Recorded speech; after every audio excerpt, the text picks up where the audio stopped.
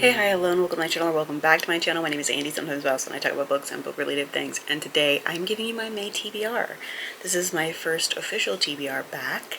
April TBR was essentially just everything I didn't finish from my February TBR. Didn't finish it in March either, so it was just a continuation of that, and then I added some stuff from the book jar. I will also give the caveat that this one also has a ton of stuff from the book jar because I had already printed out the covers in my book tracker pages. That would be these pages that I used to track my reviews.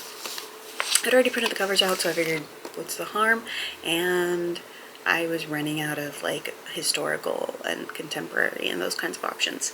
I do think I'm going to be abandoning the goal of reading one of every genre every month because I'm running out of contemporary books, and I frankly don't like contemporary books that much.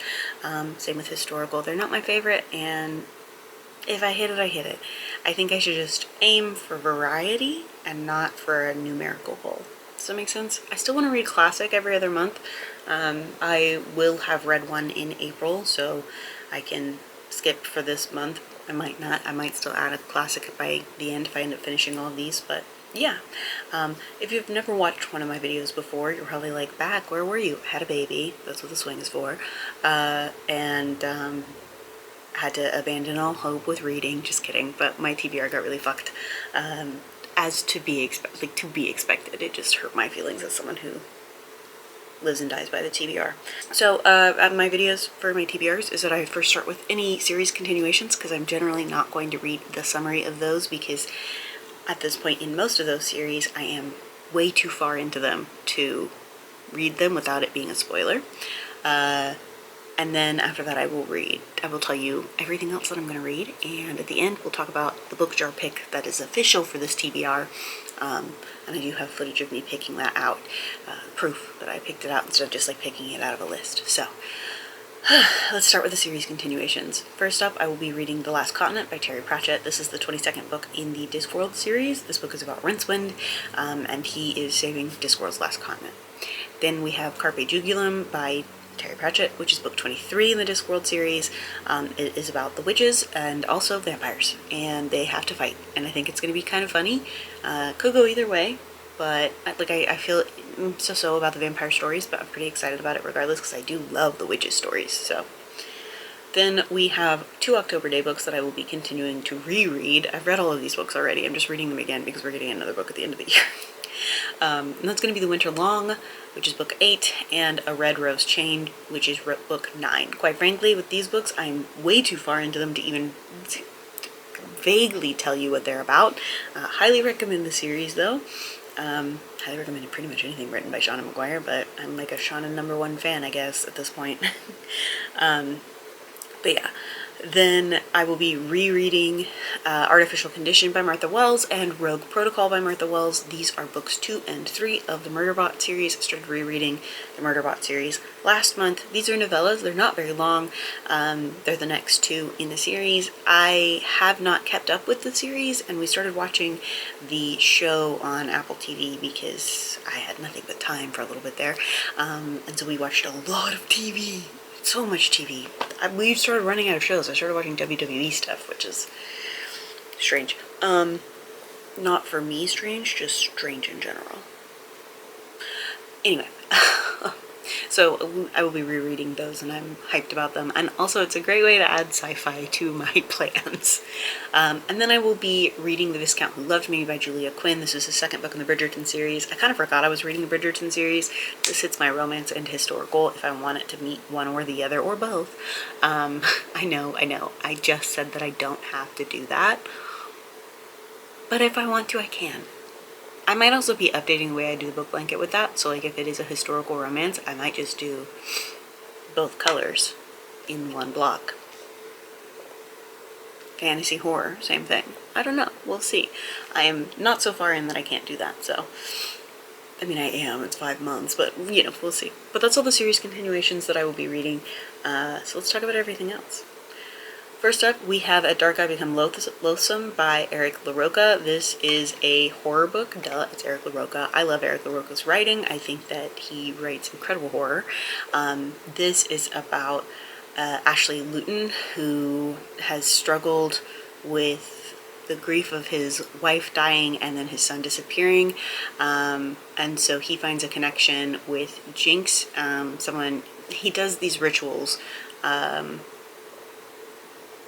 I don't really understand what the rituals are based on the summary, but he does these rituals and he meets Jinx, who's a potential candidate for the next ritual.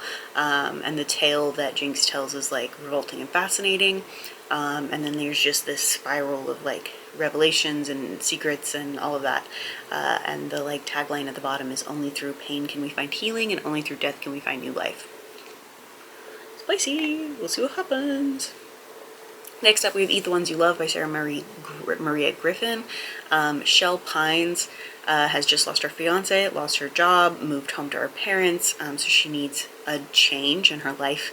She would like to bring good into her life, and so she sees a help wanted sign in a flower shop. There is a orchid growing out of sight in the heart of the mall, which is watching both herself and the person who runs the flower shop very closely. Its name is Baby, and the florist belongs to him.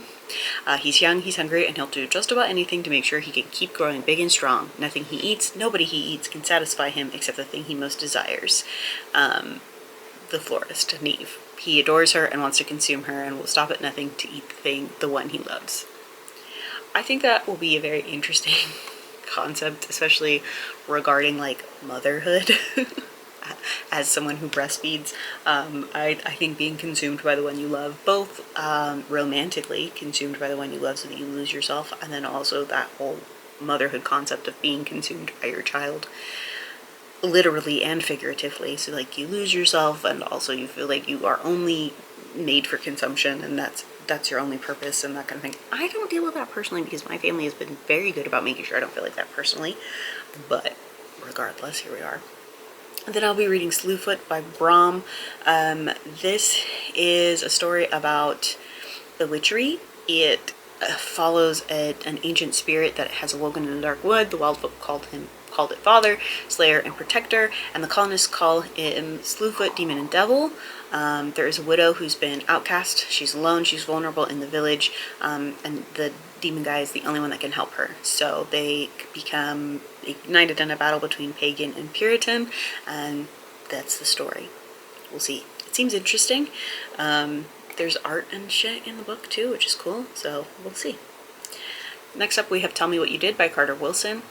This is a thriller book about Poe Webb, who is the host of a popular true crime podcast. It invites people to anonymously confess crimes they've committed to her audience. She can't guarantee that the police won't come after the guests, but there is both anonymity and instant fame, which is a potent combination per the summary. After an episode recording, Poe usually erases both criminal and crime from her mind. But an oddly familiar man appears on her show. She's forced to take a second look. He claims to be her mother's murderer from years ago, but Poe knows that's not true because her mother's murderer is dead because she killed him. What does it mean? What are they doing? For my nonfiction pick this month, we have On Our Best Behavior by Elise Loehnen. It is an analysis of current culture and research history, which explains how women internalize patriarchy and how they reinforce it unknowingly. How trying to be on our best behavior is problematic in itself. Sorry, my dog is having a nightmare. Hold please. I gotta wake her up. I think we're good. The older she gets, the harder it is to wake her up from nightmares. Next, we have Wayward from Amelia Hart. It follows a story of 3 different women across 5 centuries, about female resilience and the transformative power of the natural world, witchery, that kind of shit. We'll see. It's a historical pick. I don't know how I'm gonna love it. And next, we do have the book jar pick. That is going to be The Library of Lost Girls by Kristen Phipps. It is a dark fantasy in which a teen girl who is horrified when her beloved sister returns from finishing school completely different decides to venture into the place that might hold answers, the school itself, but what she discovers is a strange and sinister academy where the walls are made of books and contain secrets darker than she could have ever imagined. So we'll see how that is. That's it. That is the TBR for May.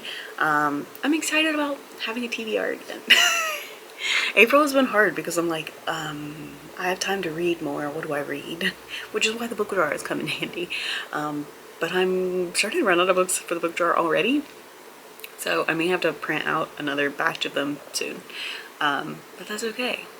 I didn't print out every single book I had on my TBR, so it's fine. Or like on my want to read, so it's fine. Yeah, so that's the TBR. If you've read any of these books, let me know in the comments down below if you have any thoughts or feelings or whatever and want to talk about it. Just, you know, let me know. I'd love to chat about it. If you don't and you hated this video, sorry. Don't know what to tell you. If you enjoyed this video, don't forget to like and subscribe and share.